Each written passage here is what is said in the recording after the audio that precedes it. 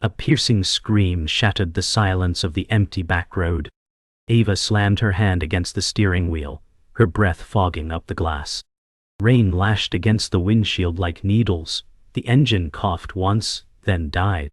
Her cell phone displayed no service. 32-year-old Ava Morgan, drenched and stranded, stared at the pine trees swaying violently outside. Her headlights flickered once, then went black. Just as panic began to settle in, a pair of headlights emerged from the fog. A battered blue pickup truck rolled to a stop behind her. She stepped out cautiously, shoes sinking into the mud. A tall man, mid-50s, stepped into view beneath his hood.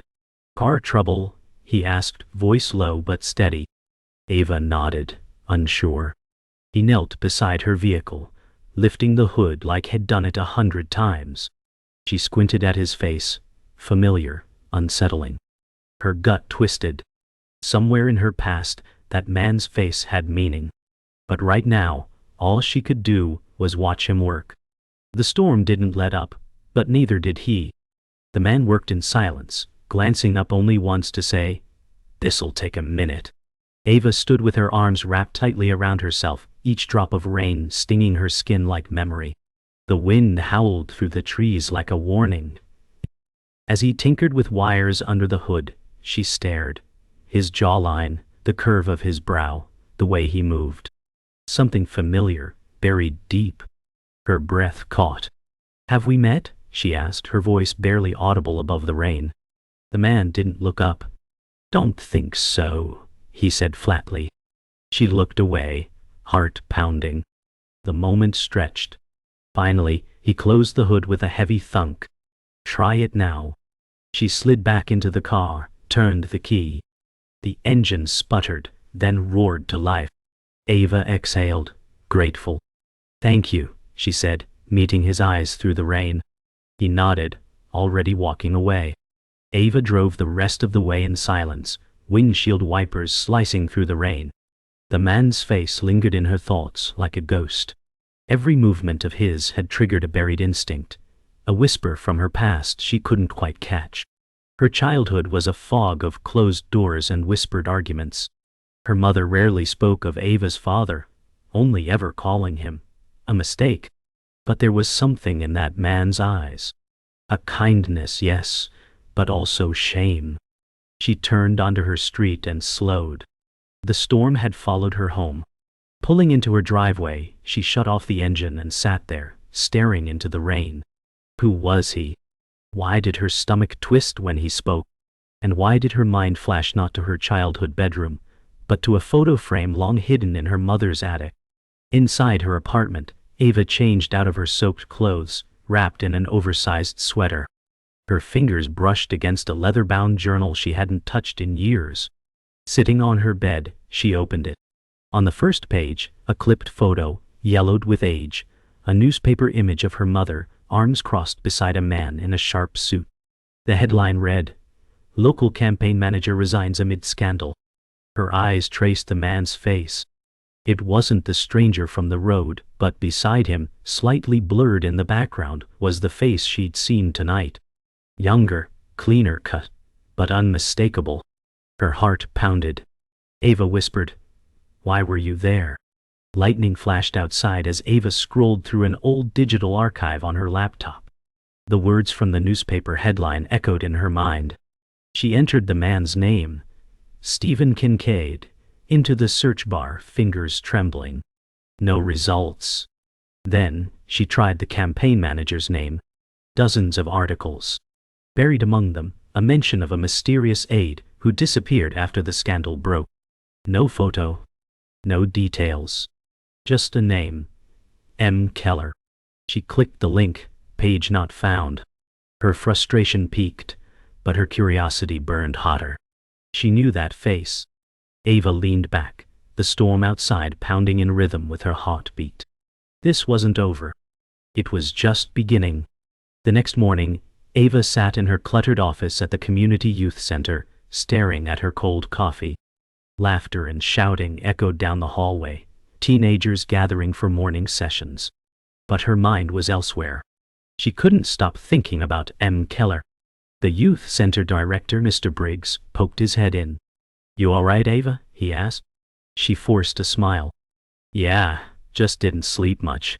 He gave her a concerned look, but nodded and left. Ava opened her desk drawer and pulled out a file she'd kept hidden. A faded envelope labeled in her mother's handwriting. "Do not open." She traced the letters with her fingertip, breath shallow. It had sat untouched for over a decade. Her mother had left it to her after the funeral, but Ava hadn't dared open it. Not until now. She slid her thumb under the seal. The flap lifted with a soft crackle. Inside was a single letter, folded twice. And a photo. One she didn't remember ever seeing. The photo was black and white, edges curling.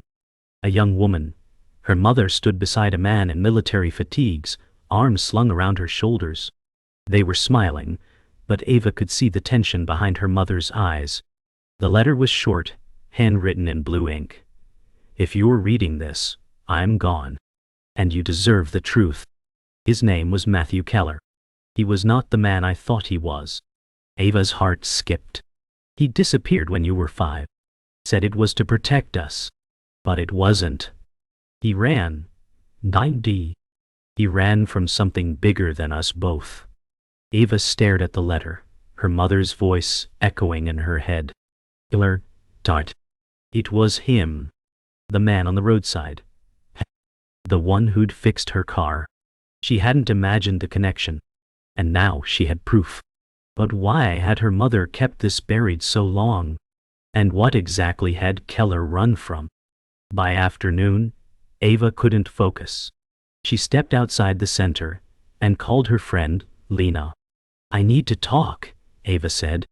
Lena arrived at a nearby cafe 20 minutes later, her brows furrowed. Ava showed her the letter and photo, expecting disbelief.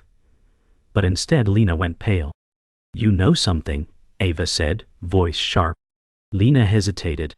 "Your mom told me a few things, but she made me promise not to tell you." "Why?" Ava demanded. Lena looked away. "She wanted to protect you. She said Matthew was dangerous. Not violent, but tied up in things she didn't understand. She was scared of what you might find if you went looking." Ava stared, anger and confusion battling in her chest. "You knew my father was alive." Lena nodded. "I didn't know he was that man until now. But yes, I knew." Ava stood, grabbing her coat. "Then I'm going to find out what he's hiding." Ava returned home and pulled out the large storage box from the closet, the one filled with her mother's old things. She tore through it like a storm. Faded receipts, postcards, notebooks. In the bottom, wrapped in plastic, was a cassette tape labeled 1989, conference call. Ava dusted off the portable tape player beside it and pressed play. Static filled the air, then voices. "We can't move forward unless the senator agrees to the cover." A male voice cut in. "He will. Keller already drafted the agreement. It's done." The tape went silent. Ava's stomach flipped. Keller, He wasn't just involved. He was central. She replayed the section 3 times, studying every inflection. Her hands trembled. What had her father covered up? Who had he been protecting? And why did it feel like this scandal was far from over? That night, Ava couldn't sleep. She lay awake, listening to the rain tap against her window. The storm was softer now, but inside everything was louder. Her mind reeled with timelines and names. The sound of Keller's voice on the tape looping in her head. She stared at the ceiling, her breath slow and measured. If Keller had drafted an agreement to protect a senator, there had to be a paper trail. She reached for her phone and opened a new browser tab, Whistleblower Archive, 1989. She began digging page after page, uncovering pieces of a scandal buried decades deep. Campaign finance misappropriations. Oh, bribery. Witness disappearances. Everything pointed to one name. Senator Alan Crowthorne. Ava whispered into the dark. That's who he was protecting. The man who ruined her family. She sat up, face resolute. Her search was no longer about the past. It was about justice. Ava took a day off from work and drove 2 hours to the state archives. The lobby smelled of dust and yellowed paper. Inside the research room, rows of microfilm machines buzzed quietly as old men and graduate students searched through history. She approached the clerk and asked for records tied to Senator Alan Crowthorne, circa 1989. The man behind the desk narrowed his eyes, clearly intrigued, but said nothing. An hour later, Ava was seated with a stack of microfilm reels and a heavy binder marked Internal Investigations. The deeper she read, the more the scandal unfolded. Offshore accounts, falsified invoices, internal memos with Keller's name scribbled in the margins. He hadn't just covered something up. He had been the one keeping it from blowing wide open. Her fingers hovered over one file in particular. It was labeled, Keller, Confidential. The file was thin, but the contents were explosive. The file contained a single-typed memo addressed to Keller from a man named Anthony Sorrell, Crowthorne's former chief of staff. It read, "If the press finds out, we're all finished. Burn everything. If you hesitate, we both lose everything." Ava's hands clenched the paper. Sorrell had been found dead in 1990, suicide, according to official reports. But reading that memo, Ava felt doubt creeping in. She snapped a photo with her phone, careful not to draw attention. As she stood to leave, an older man stepped into her path. "Looking into old ghosts?" he asked, voice low and steady. Ava froze. The man wore a name badge, Richard Ellman, archive supervisor. "Just research," she said quickly. He didn't smile. "You dig too deep. Sometimes the past digs back." He walked away without another word. Ava stared after him, shaken. The deeper she went, the darker it got. Back in her car, Ava locked the doors and pulled out her laptop. She uploaded the photo of the memo and cross-referenced names mentioned: Anthony Sorrell, Alan Crowthorne, Matthew Keller. The connections were buried in legal jargon and dead-end links. But one thread kept surfacing: a company called Nova Citadel Logistics. It was listed in campaign finance reports, real estate transfers, even military supply invoices. And Keller's name appeared again, under a different alias, M.K. Lanford. She leaned back, stunned. He hadn't disappeared. He'd been living under a new name. Her fingers flew across the keys, pulling up a recent address tied to that alias. Rural.Isle. Quiet. Only a few hours away. Ava whispered to herself. He didn't just vanish, he buried himself. Her next move was clear. She was going to confront him. Not as a daughter. As a reporter. Ava drove north into the hills, her thoughts loud in the silence. The address led to a remote farmhouse tucked behind rows of pine trees. The gravel road crunched beneath her tires as she pulled up. No lights. No movement. She stepped out slowly, her breath visible in the evening chill. As she approached the porch, a screen door creaked open. There he stood, Keller. Not surprised. Not angry. Just waiting. "You found me," he said. Ava stared at him, torn between fury and curiosity. "I know what you did," she replied. Keller's eyes dropped. "Then you know why I left." Ava's voice cracked. "No. I know what you ran from. But I don't know why you never came back." Keller stepped aside and motioned her in. "Maybe it's time you did." The air between them held decades of silence. Ava stepped inside. The inside of Keller's home was sparse. Books, old maps, and boxes stacked against the walls. Ava stood in the middle of the living room, arms crossed. "You were part of the cover-up," she said. Keller didn't deny it. "I was the fixer. I kept Crowthorne clean." "Why?" she snapped. Keller sighed, sitting down. "At first I believed in him. Then I got in too deep. I knew too much. When Sorrell died, I was next." Ava's jaw tightened. "So you disappeared." He nodded. "I thought I could protect your mother, you, from everything." Ava looked around at the life he'd built in hiding. "You left us to live in silence." Keller looked up at her, his voice quiet. "I paid for it every day." Silence followed. Then Ava asked, "Are you ready to help me tell the truth?" Keller looked at her long and hard. Then, slowly, he nodded. Ava sat across from Keller at his dining table. The air was thick with unsaid things. She clicked her voice recorder on. "Let's start at the beginning," she said. Keller nodded, staring into his cup of black coffee. Crowthorne was untouchable. He had dirt on everyone, judges, lobbyists, even law enforcement. I was just supposed to move money through Nova Citadel quietly. But then a witness came forward. Sorrel panicked. The senator ordered a cleanup. That's when I realized I wasn't working for a campaign. I was cleaning up a machine. Ava listened, her jaw tense. Keller looked up. "I tried to warn your mother. She told me to leave. She said if I loved you, I'd disappear." Ava's voice cracked.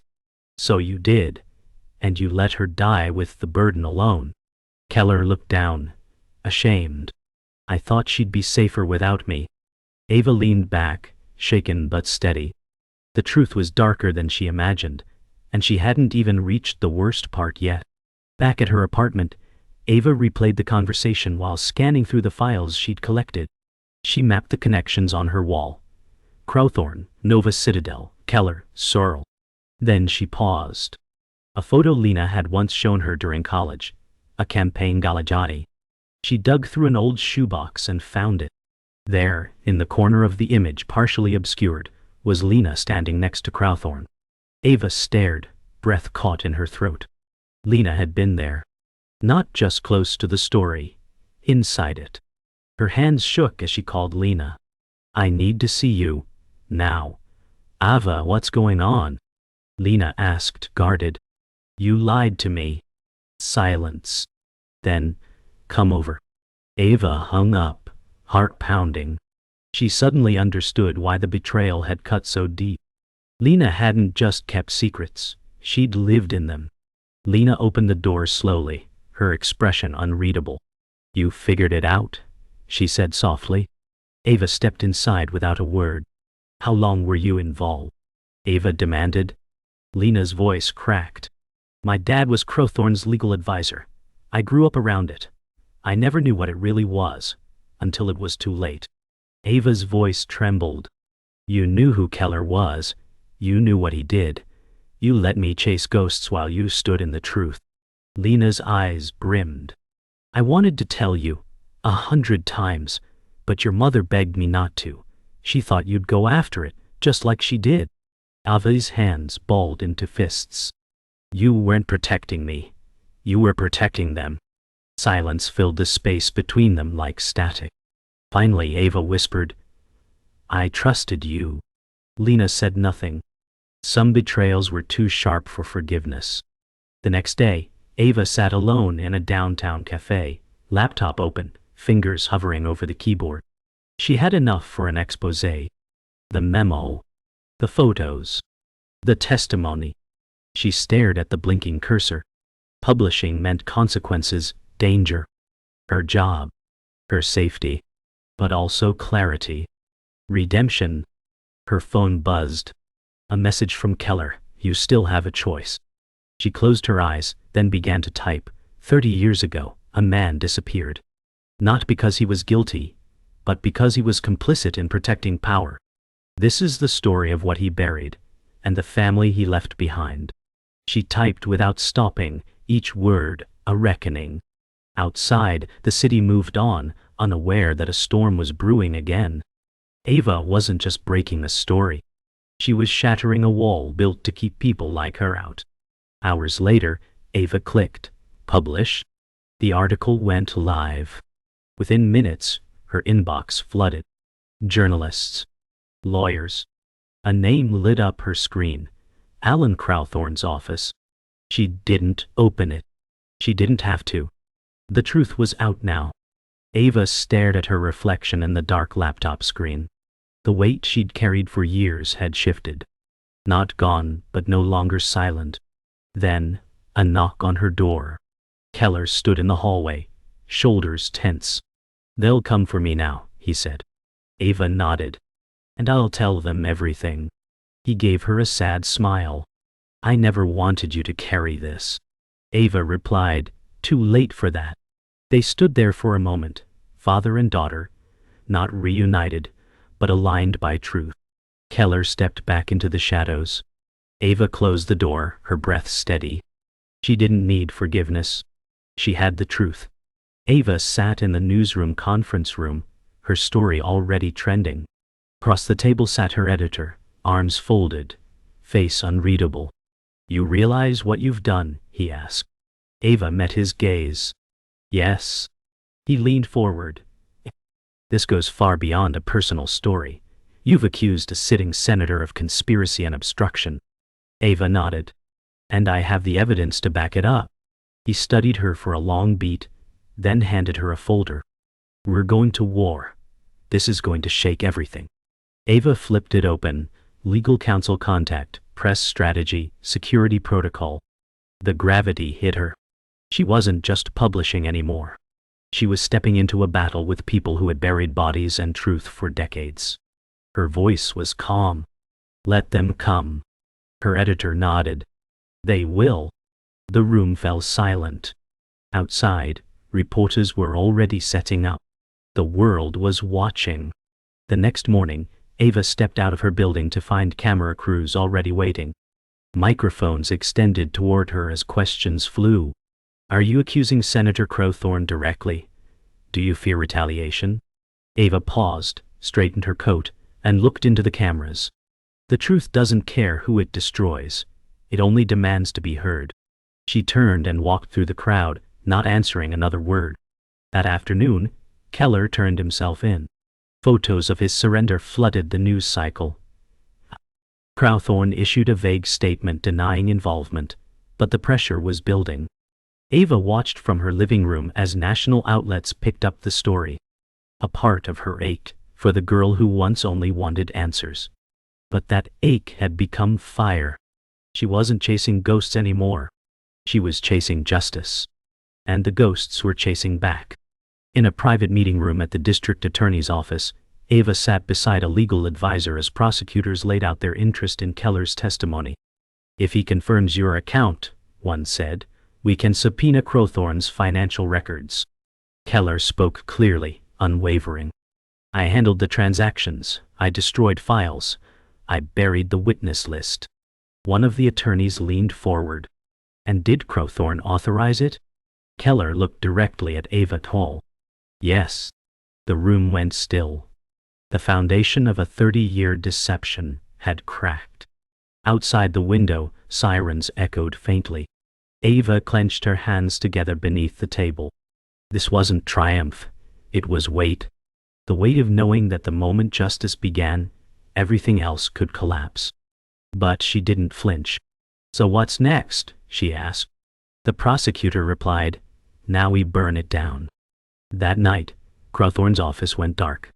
Rumors swirled, panic, legal teams activated, political allies jumping ship. Ava sat alone in a hotel suite provided for her safety, watching the news. Her name was everywhere. The reporter who unearthed the Keller files. Her hands trembled as she gripped her tea.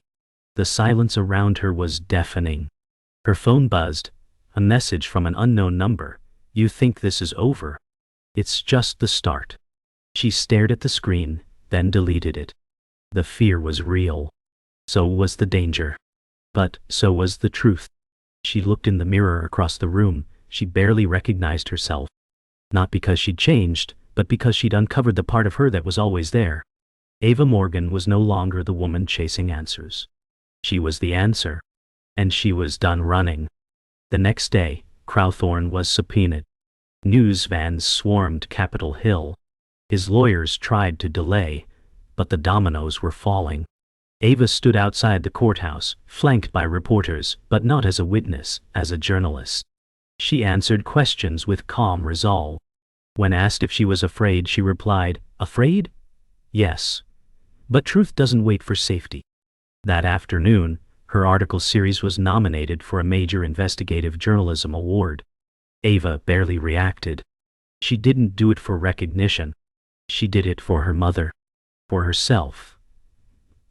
and for all the voices silenced by systems built to erase them.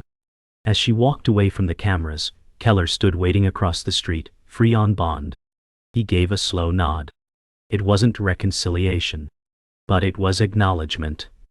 Ava nodded back and kept walking. The story wasn't over. But now, she was the one writing it. Ava returned to her apartment, stepping over unopened mail and notes from reporters still slipped under her door. The buzz of the world outside had dulled, but the weight inside her hadn't lifted. She poured herself a glass of water and stared at the envelope that started it all, the letter from her mother. It sat on her kitchen counter, yellowing at the edges, its creases deeper now, like scars. She reread it slowly, her mother's handwriting soft and looping, but firm. You deserve the truth, even if it hurts.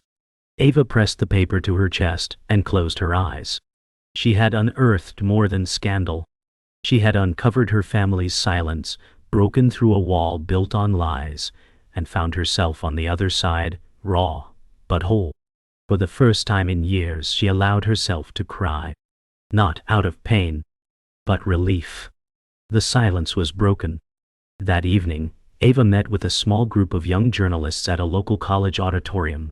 She stood behind a podium, notes in hand but untouched. When you chase the truth, you lose things, she said. Comfort. Safety. Sometimes people you love. But what you gain, clarity, strength, legacy, is worth every fracture. The room was still. This isn't just about power, it's about accountability. The people we serve deserve more than a headline, they deserve truth, no matter how buried it is. Applause followed, but Ava didn't smile. She simply nodded and stepped off stage, walking past wide eyes filled with admiration and purpose. For years she had asked questions no one wanted answered. Now she was teaching others to ask harder ones. The torch had been passed, not by force but by fire. The next morning, news broke that Senator Alan Crowthorne had resigned. Ava stood in a small coffee shop, her phone vibrating with messages, but she didn't check them. On the screen mounted above the counter, a breaking news banner scrolled. Crowthorne resigns amid mounting allegations. She sipped her coffee slowly, watching the footage of him walking down the Capitol steps, flanked by security, no longer untouchable. Around her, no one noticed her. No one knew she was the reason this empire had crumbled. And for once that anonymity felt like peace. She didn't need credit. She didn't need fame. The truth was out, and it had teeth. She glanced out the window at the quiet street. In that stillness, Ava smiled. It was small. Real. Real. Earned. Later that day, Ava received a package with no return address. Inside was a simple wooden box. She opened it slowly. Inside was a folded note and a small locket. The note read, "For your mother. For you. For the truth." She recognized the handwriting. Keller's. The locket was old, worn, the hinge creaky. Inside were two tiny photos, her as a baby and her mother holding her. Ava stared at it, overwhelmed. It wasn't an apology. It was something more honest, a relic of memory, an offering of peace. She sat by the window, turning the locket over in her hands as the afternoon sun bathed the room in gold. Forgiveness wasn't owed, but understanding was taking root. The past would never be clean. But Ava was learning that truth didn't erase pain, it just gave it meaning. That night, Ava returned to the youth center. The building was quiet, long past closing. She walked the halls slowly, remembering the girl who once sat behind a desk, wondering who she really was. She entered her office and flicked on the lamp. The same chair. The same faded calendar. But everything had changed. On the wall now hung a framed print of her article's headline, "Buried Truth, Uncovered." Beneath it, a quote in simple type, "The truth will not wait to be welcomed." Ava smiled. Not because the story was finished, but because she was finally free to begin her own. She sat down, opened her journal, and began to write, not about Keller or Crowthorne, but about Ava Morgan. Not The ghost chaser. The woman who stood in the fire and chose to speak. Ava stood at the edge of the same road where it all began. The same spot where her car had broken down, where a stranger with a quiet past had emerged from the fog. Now, the trees stood still, no rain, no storm, just calm. In her hand was a letter. Not a published article or press release. A personal letter, addressed only to M.E. She walked toward the shoulder where his truck had parked that night, and tucked the envelope into a crack in the old wooden fence. A small gesture. No guarantees he'd find it. But somehow, she knew he would. In it, she had written not answers or blame, but one line: "You left a silence." I filled it with truth. The wind stirred softly as she stepped back. No cameras. No headlines. Just closure. The road stretched ahead, quiet and endless. She turned, keys in hand, and walked away. Back in the city, Ava returned to the small coffee shop where she once watched the news roll in. This time, there were no headlines with her name, no messages waiting. She ordered a cappuccino and sat by the window, notebook in hand. Around her, the cafe buzzed with quiet life, students, friends, strangers. And yet, everything felt different. She opened the notebook to a clean page and wrote at the top, Chapter 1. No scandal. No revenge. Just the beginning of something new. A woman behind her whispered, "Is that her?" Ava smiled without turning. Let them guess. Let the world spin. Her work had changed lives, but it no longer defined hers.